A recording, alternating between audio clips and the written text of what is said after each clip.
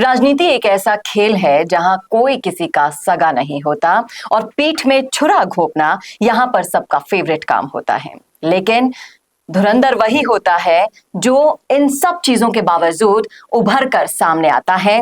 हनुमान बेनीवाल एक बार फिर से बाड़मेर की ओर जाने वाले हैं। सितंबर में कुछ बहुत बड़ा होने वाला है।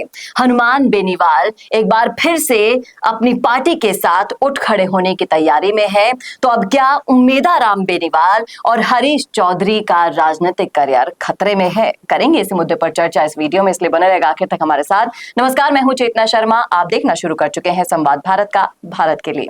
और इस मुद्दे पर बातचीत करने के लिए मेरे साथ मौजूद है हमारे editor in chief Varun Bhansali ji. Varun sir, जिस तरीके से लोकसभा में हनुमान बेनीवाल के साथ जो कुछ भी किया, हरीश चौधरी ना जो कुछ भी उन्होंने किया, जो उनका प्लान था, उसके मुताबिक उन्होंने तो हनुमान बेनीवाल को खत्म कर दिया था। लेकिन ऐसा नहीं हुआ। हनुमान बेनीवाल आज भी उतनी ही मजबूती से खड़े हुए हैं जितनी मजबूती से वो पहले खड़े हुआ करते थे।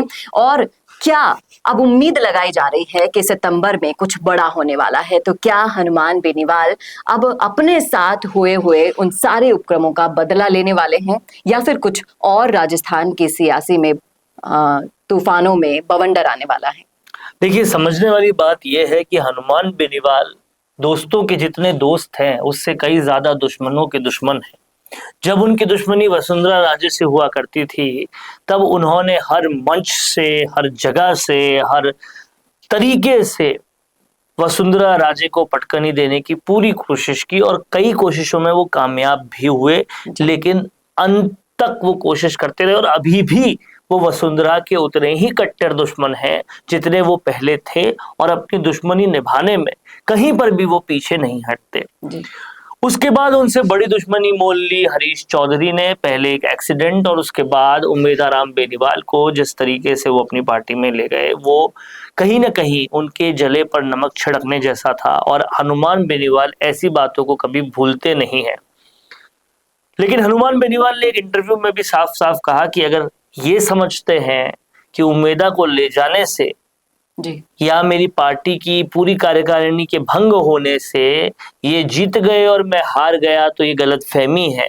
क्योंकि हनुमान बेनीवाल कई उम्मीदा कई बार पैदा कर सकता है। और उन्होंने तंज कसते हुए ये भी कहा था कि आरएलपी में नेता पैदा होने ही आते हैं, फिर चले जाते हैं जी। लेकिन कहीं ना कहीं इस बात की गहराई में अगर जाया जाए तो समझा जाएगा कि उम्मेदाराम बेनीवाल आरएलपी से पहले कुछ भी नहीं थे।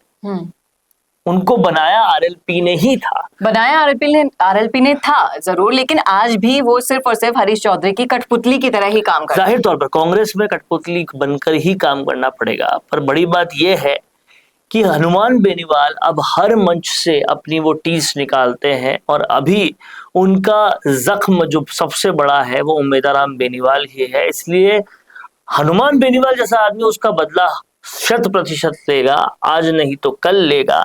लेकिन अब जब डेट आ गई है 12 सितंबर की और प्रदर्शन स्थल भी जैसा कि सोशल मीडिया पर लिखा है कि बाड़मेर ही होने वाला है, तो देखिए पानी की समस्या वहां बहुत भीषण है, समस्याएं और भी बहुत ज्यादा हैं, डेवलपमेंट पूरा तरह से नहीं हो पाया है और अभी तक सब लोग सिर्फ वादे ही वादे करते आए हैं, पूरा किसी ने नहीं किया है।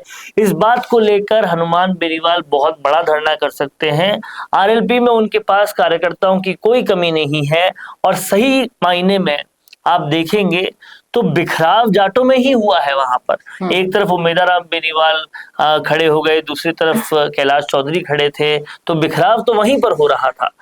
लेकिन अब जाटों के सबसे फेवरेट नेता ऑल ओवर राजस्थान अगर वहां जाते हैं जी, तो वो कई जाटों को अपनी तरफ करने का प्रोसेस शुरू कर देंगे और वो प्रोसेस अभी शुरू होगा तो आने वाले चुनावों तक कहीं ना कहीं उम्मेदाराम बेनीवाल की नाक में नकेल कस के रखेंगे और तब तक कोई ना कोई और आरएलपी का सितारा वहां बुलंद हो जाएगा जिसके जरिए हनुमान बेनीवाल अपना पूरा बदला ले पाएंगे, कांग्रेस से भी और उम्मीदा से भी।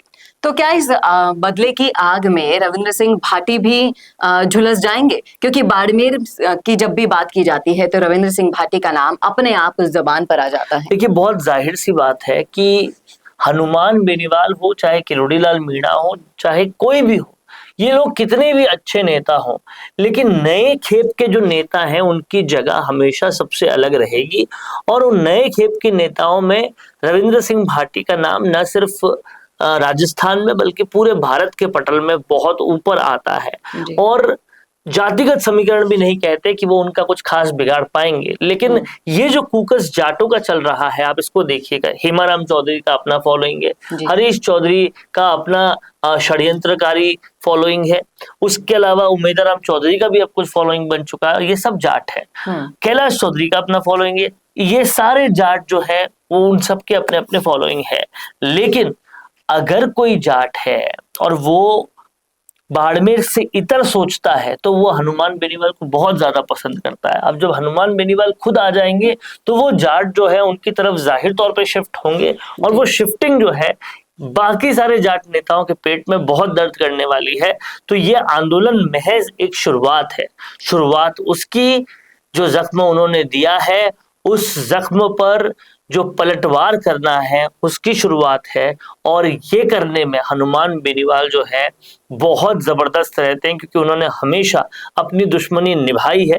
तो कहना मेरा ये होगा कि अब हरीश चौधरी हो या फिर उमेदाराम बेनीवाल, इन सबको अब तैयार हो जाना चाहिए हनुमान बेनीवाल का सामना करने के लिए, क्योंकि अब ये सामना जो होगा वो केवल हनुमान बेनीवाल वर्सेस उमेदाराम या हरीश चौधरी नहीं होगा। वो सामना ये होगा कि हनुमान बेनीवाल जब बार बार बाड़मेर जाएंगे, इस तरह के धरने प्रदर्शन करेंगे, तो वहां के लोग, वहां के जाट कौम के लोग फिर पलट के सवाल पूछेंगे उमेदाराम से, उनकी धोखेबाजी के, हरीश चौधरी से उनके षड्यंत्र के, और तब जो है उनके सबसे बड़े बदले पूरे होंगे।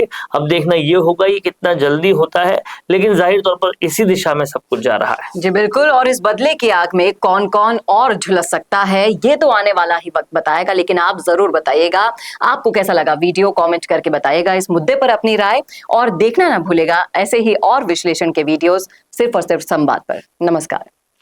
I will be the vibrant spokesperson bringing your message to life. Hello and welcome to MyGig. I can be your first go-to spokesperson for all kind of promotional videos, and I'm thrilled to be your voice. I can be your storyteller or your brand face that brings your message to life.